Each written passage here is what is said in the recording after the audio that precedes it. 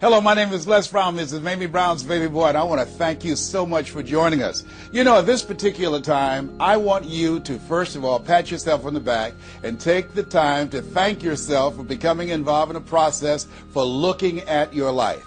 If there's ever time that we need to begin to stop and think and assess ourselves, that time is now. When you begin to look at the foreclosure rate that's going on in the country, and the foreclosures and the bankruptcies, and in addition to that, the violence and people losing their jobs, and the level of uncertainty and fear that people are feeling. And I think there's a level of stress in the air unlike anything we've ever felt before. And so just to take the time to think, to pause, and particularly not only looking at what's going on, but asking yourself the question, how's this affecting me? You know, we want to all become successful, but I've found that there's some success that's toxic success. What I mean is that you don't want to end up going after goals and dreams and neglect yourself.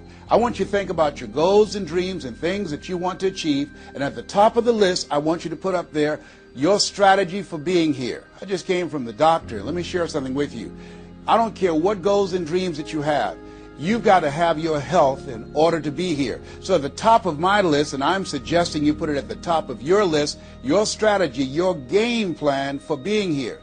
What are you going to do to take better care of yourself? That's one of the first things I want to ask you about. Because when I look at my life at 64, and I used to think people in their 50s were old, but now that I'm 64, I said, look here, people in their 80s and 90s, they're old people. My goal is to be here not only just to see my grandchildren, but to see my great-grandchildren and my great-great-great-grandchildren. But in order to be here, that's not just lip service, that's a commitment with my time, with my energy, and the choices that I make. So I want you to think about your strategy for being here, and I want you to think about your goal for securing your life in your future. See, as I get older, my goal right now is to become an asset to my children rather than a liability, financially and physically. See, I don't want to be a burden to my children. I don't even know if they like me that well. See, I love my mama. My goal and dream was to take care of my mother. I did that. I brought her home. I took care of her until she's 89. But children, they're different today. These are different type of people up in here. You don't know what this generation might do. Now, I know they say, Dad, we love you, but I really, really want to stay in good shape and take care of myself because I don't want to be around the house and my kids saying, look here, who's going to take care of him today? All he's doing is sitting around talking to himself, talking about, yes, I can, and yes, I will, talking out of his head. No, I don't want that kind of party for me. My goal and objective is to die young at an old age. So I have a game plan. I don't like to eat vegetables all the time, but now I feel like a silly wabbit. Why? Because I realize at this stage of my life, I've got to eat more vegetables, I've got to get more rest, I've got to drink more juices, and I've got to do all of the things that make the healthy choices that will say to my body, Les, you plan to be here, I see that you're serious, so I'm going to take care of you. I do 160 push-ups every morning nonstop. Why? I couldn't do that at 15 or 20. But at this stage of my life, I've got to do those kinds of things in order to challenge my body, to stretch my body, and to indicate I plan to be here. What's your plan? What's your goal? Because if you don't have a goal for being here is not a given. When I was a kid, we used to go to funerals of old people.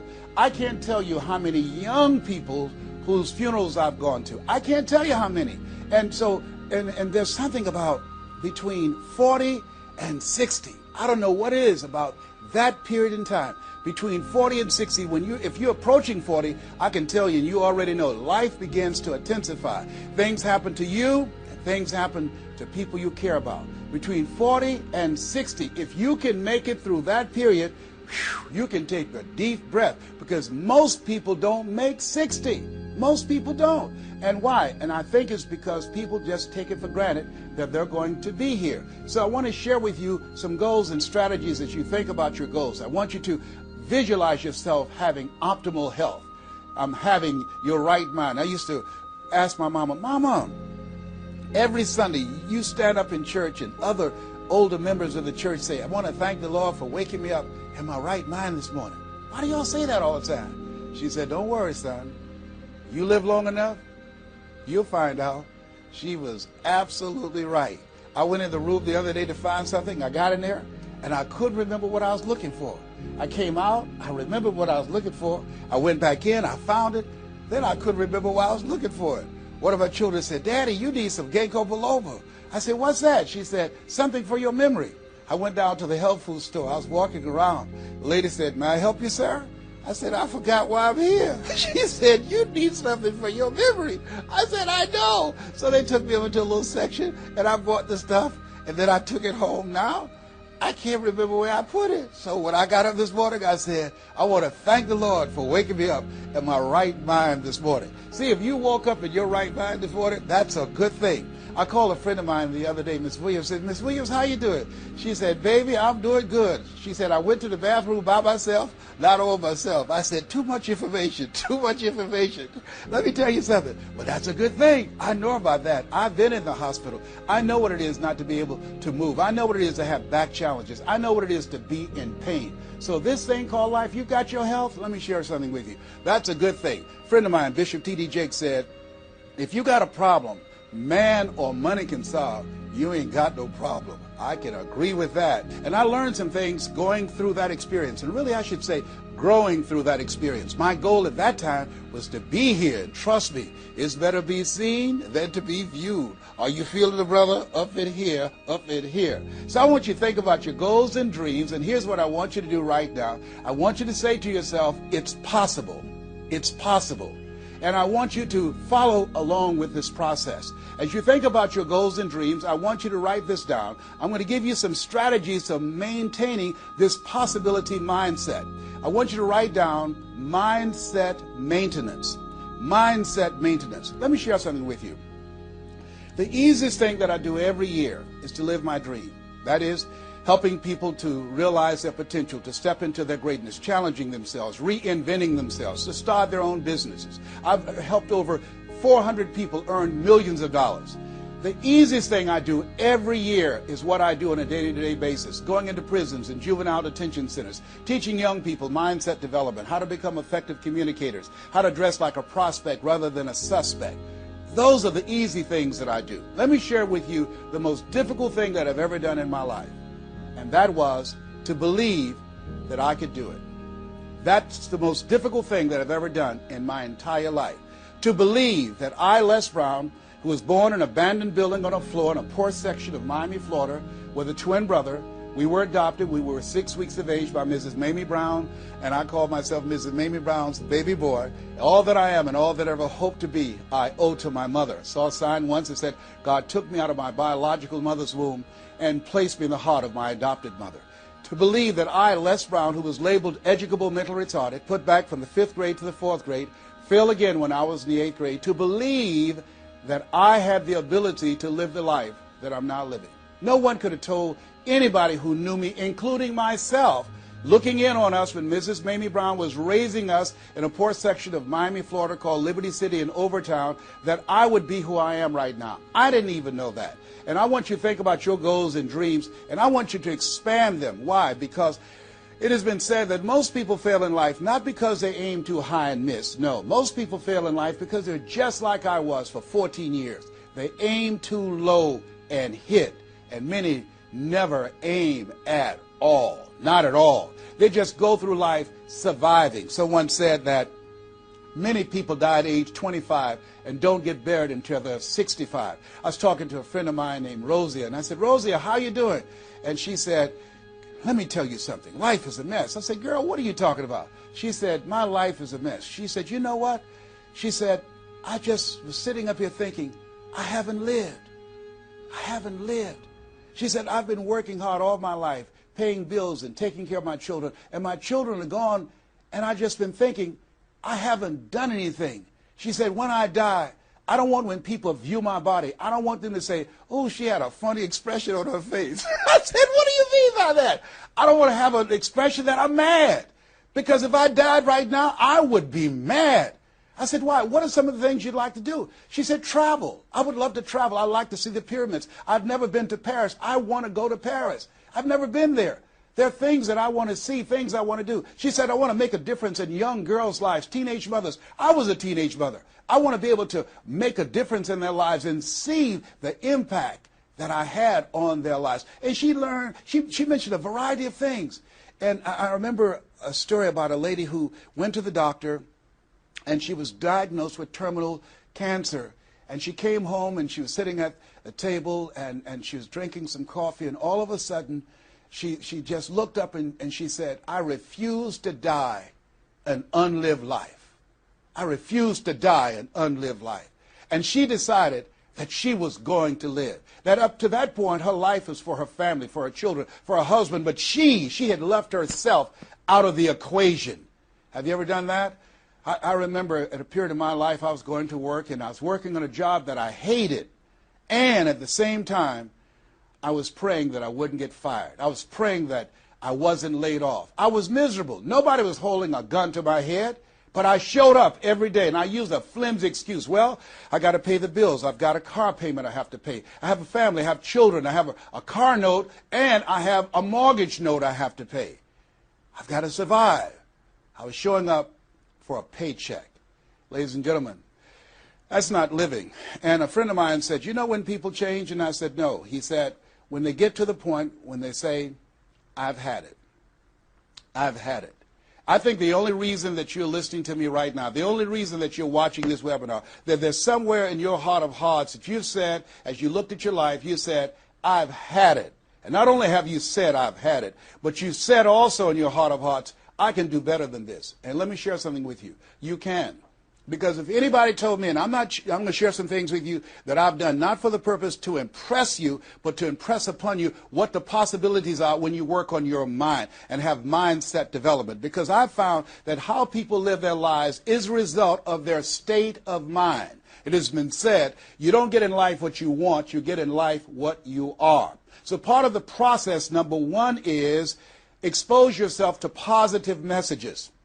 See, what I'm doing right now, I'm distracting the story that's going on in your head right now. How you live your life, how I live my life, how all of us live our lives is a result of the story we believe about ourselves. And most of us are born into stories. I was born into a story where we were poor, but we didn't know it. I didn't know we were poor until I got on a bus with my mother going to do domestic work on Miami Beach. And when we crossed the Venetian Causeway and I saw those big, beautiful hotels, and I was in the homes with my mother making up beds and cleaning, and we ate the food left over from the families that she cooked for. And we wore the hand-me-down clothes of the children that she kept. And I kept saying, "Mama, what is it, boy?" As we got ready to pack up to go back home and to Overtown and Liberty City and all the poverty and filth and the violence there, I was saying, "Why can't we stay here? Why can't we stay here?" She said, "Leslie, we can't." "Why?" "Because we can't." "Why, Mama? Why can't we?" She said, "It's just the way it is. Now shut up." And I kept saying to myself, why is that the way that it is? And I guess I was okay for Wesley and Margaret Ann and Leonard and Angelo and Sharon and Linda, but it wasn't okay for me. I was curious. I wanted to live like Mr. Sidursky lived. I wanted the big car that he had. I wanted that big home that he had. We lived in a 2-bedroom apartment. It was 7 of us, plus Mama. He had a big mansion, just 3 of them, 10,000 square feet. I said, "Mama, what is it, Leslie? One day, I want to buy you something just like this." My brothers and sisters, when we were on the bus going back, they were just engaged in playful things. I was thinking and dreaming. Mama didn't understand why I was thinking like that, because I'd been exposed to positive messages. I had to take care of Mr. Sidursky. I had to shine his shoes and clean his office. And every day when he was listening to motivational messages, I was hearing those things too. Earl Nightingale, we become what we think about. All of us are self-made, but only the successful will admit it. In order to be successful, you must be willing to do the things today others won't do in order to have the things tomorrow others won't have. Your mind is a machine. You must program yourself for success. Wow. When I heard those words, I said, wait a minute. I could program my mind for success. I can program my mind for wealth. You can too. Trust me. I've earned over $55 million in the last 28 years. Anybody told me that I would be doing what I'm doing right now? I spoke recently in Sweden. They paid me 40,000 euro for an hour speech.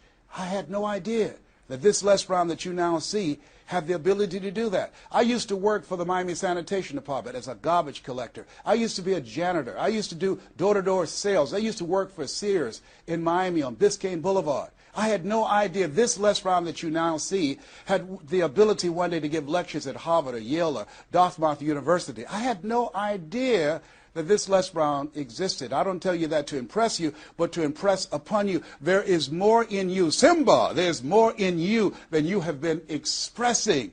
All of us have seen Lion King, some great symbols in there. And I say to you, there's more in you right now than's represented in your bank account. There's more in you right now that's being reflected by your life right now. Your life is not a true reflection of your potential. You have greatness within you. You have the ability to do more than you can ever begin to imagine. There's a reason that my favorite book says, as a man thinketh, so is he. And as he continues to think, so he remains. In order for us to begin to break into that level of greatness that we have within ourselves, you have to make a conscious choice every day to expose your mind to positive messages. So I put myself on a regimen. I do this every day, and I suggest that you do it. Write this down. Number one, listen to motivational messages every day. If you have Choosing Your Future, a set of tapes, the CDs that we produce, or Creating Your Greatest Life, I guarantee you, if you do what I'm sharing with you right now, for 6 straight months, every day, your life will never be the same again. I guarantee it 100%. You listen every day for 1 hour to Creating Your Greatest Life, any of those messages, because faith comes by hearing and hearing and hearing. What it will begin to do is interrupt the story in your mind. It will override the story that you believe about yourself. It will distract all the negative thoughts that you have that's holding you back, that held me back for 14 years. When I used to go see the #1 motivational speaker on the planet, Zig Ziglar and Tony Robbins, and my heart said, I can do that. I love to help people. I'm just like my mother. And then my mind would ask how. And I went from my heart to my mind. And my mind would say, Les Brown, you don't have a college education. Les Brown, you've never worked for a major corporation. Les Brown, you were labeled educable mental retarded. They call you DT, the dumb twin. You're not as smart as your brother. Have you ever thought about something you wanted to do and you convinced yourself that you couldn't do it? See, sometimes we need to have some external voices. And so by listening to motivational messages, that began to override the negative thoughts that I had about myself in my mind. And it gave me a new story and empowered me and gave me a vision of myself beyond my circumstances and mental conditioning and started me to writing a new chapter in my life. And so now, money will never be another issue for me. And that was an issue for most of my life because I didn't know what I didn't know and I thought I knew. So one you have to do is that you have to have a mindset development strategy where you are deliberately taking an hour every day listening to a motivational message. Every day. Here's something else. Read 10 to 15 pages of something positive every day. Why? And read it with conviction and stay focused. 10 to 15 pages every day. This is 7 days a week? Absolutely. Absolutely. Every day. McDonald's know that you know where they are. Burger King know that you know where they are. But every day they have some advertising. They have billboards. They have radio. They have television. Why? Because by exposing you to those messages, that will begin to impact your behavior. And it will drive you into the place to purchase what they're advertising. Now you're advertising for your greatness. And faith comes by hearing and hearing and hearing and hearing. So you want to listen to positive messages every day. You do this, I'm telling you, your life will never be the same again. And read 10 to 15 pages of something positive every day. I read 2 to 3 books a week. Why? Because I have goals and dreams of things I want to achieve. I want my life to count. I want to make a greater impact. At this stage of my life, I'm working on my children's education. A good man leaves a legacy for his children's children. So I'm working on their education at this point in my life.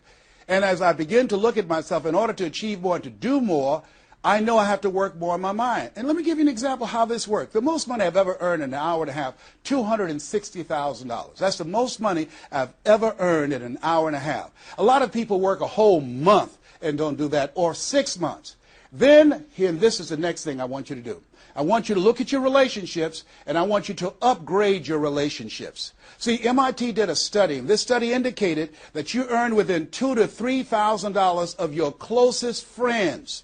Not only did I start reading books every day and listening to positive messages, but I separated myself from my friends who did not have goals and who did not have dreams. Why? Because people rub off on you. It's called a mind virus. you earn within $2,000 to $3,000 of your closest friends. So when you upgrade your relationships, you got to ask yourself the question, who is it that I need to associate with, that I can learn from, that I can grow mentally, emotionally, spiritually, and financially? By aligning myself with another person that I can learn from. And Dr. Dennis Kimbrough said, if you're the smartest one in your group, you need to get a new group. Whoa, think about that. I was the smartest one in my group. And then one person called me who had been admiring me for years and said, Les, I want you to coach me and my trainers on how to tell a story and create value for an audience. And I want to share with you some things. I want to teach you some things, old man. I said, is that right? He said, yes. You always say you're never too old to learn and you're never too young to teach. I want to teach you some things. I said, okay, I'm open to that. Now, let me share this with you. He blew my mind. The most money, as I mentioned to you, I've ever earned, speaking to over 8,000 people in Salt Lake City, Utah, $260,000. I did an event with this individual, just over 500 people, because of what I learned from him, because I upgraded my relationships. I earned over $410,000 in an hour and a half.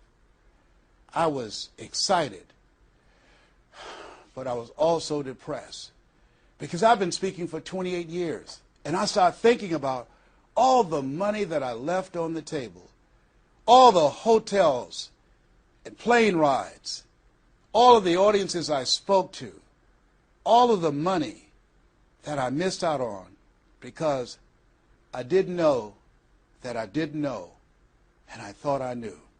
I was a big fish in a small pond. I can't tell you, if you don't get anything else, you have to look at your relationships and you've got to ask yourself the question, what is this relationship doing to me? And I mean in every area of your life. When the doctor looked at me and said, you have cancer. Cancer is the most feared word in 7 different languages. One of the first things I had to do, I found out who had cancer at some point in time or was living with cancer and conquered it. I surrounded myself with people who had done what I wanted to do, who were winning at the game.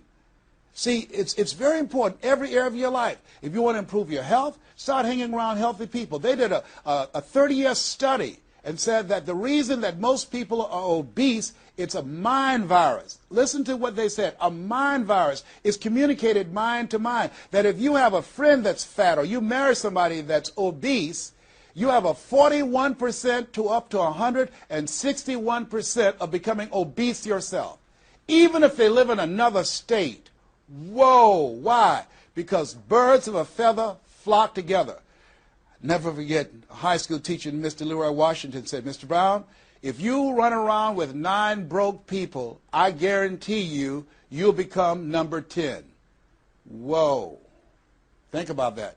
Part of your mindset development, not only listening, not only reading, but you have got to look at your relationships, upgrade your relationships, and continue to evaluate them and make sure they're an asset to you and not a liability. My son John Leslie is a motivational speaker. He has a saying, who should you count on and who should you count out? See, there's some relationships that can start out real positive, and then sometimes we outgrow people. Has that ever happened to you? Have you ever outgrown someone? Somebody you used to be close to, used to be your bosom buddy, and then you haven't been together for a time, and then when you get together, you have absolutely nothing in common. Sometimes that happens with family members. My twin brother, it's a strained conversation because he's talking about, Les, did you hear who died? No, I don't get up reading the obituary column. I'm glad my name is not there. Hello, I don't care. I'm focusing on living. Our conversations are so different. Isn't it interesting how you could be raised in the same family, same circumstances, by the same parents and end up dramatically different? It's called life. Here's the other thing that's very important. Write down the goals that you want to achieve. Write them down, put them on a 3x5 card, and I want you to use a King James Version Bible and Matthew 7:7, ask and it shall be given, seek and ye shall find, knock and it shall be open unto you. I want you to write that on one side of the card. On the flip side of the card, I want you to write down one major goal that you want to achieve. And you want to read that 3 times a day. 3 times a day. What are you doing? You're hypnotizing yourself. And you're dehypnotizing yourself. What you're doing is you are dispelling the myths and all of the spells that you're living under. I think that a poverty mindset is a spell.